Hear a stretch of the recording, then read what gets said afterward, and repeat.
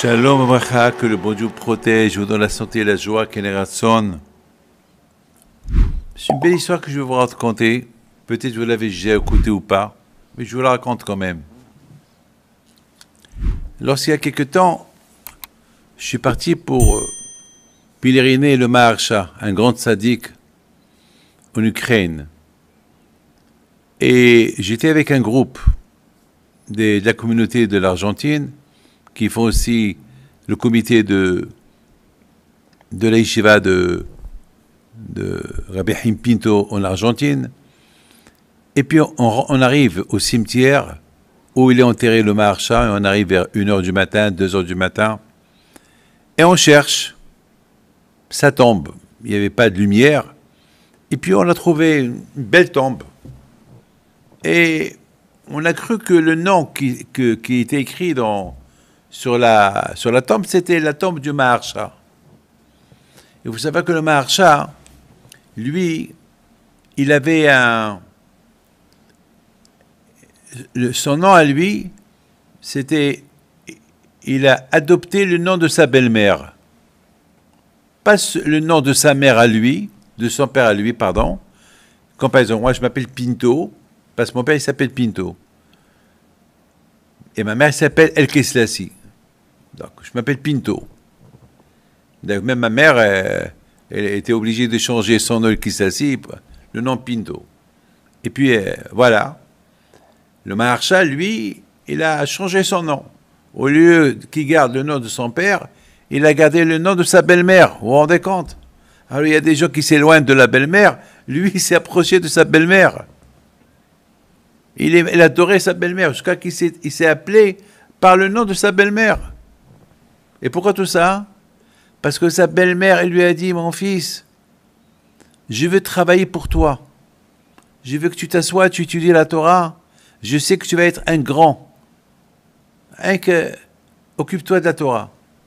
Étudie. Moi, je travaille pour toi. Elle a travaillé pour lui jusqu'au jour qu'elle est morte. Et le Maharsha, aujourd'hui, est devenu un grand tzaddik de la génération.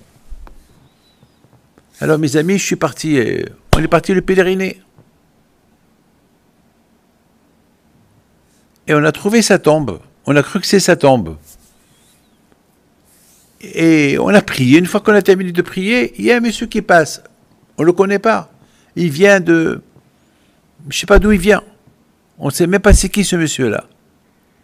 Je sais qu'il a commencé à parler l'ukrainien.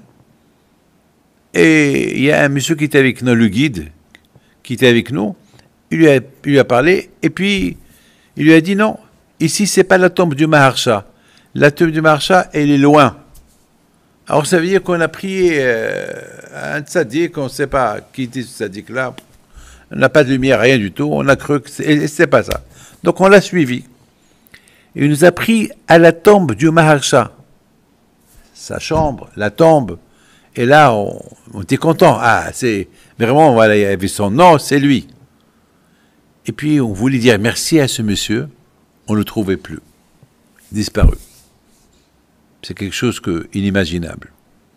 C'est ça le kouah des tzadikim. Les tzadikim, ils ne sont pas morts.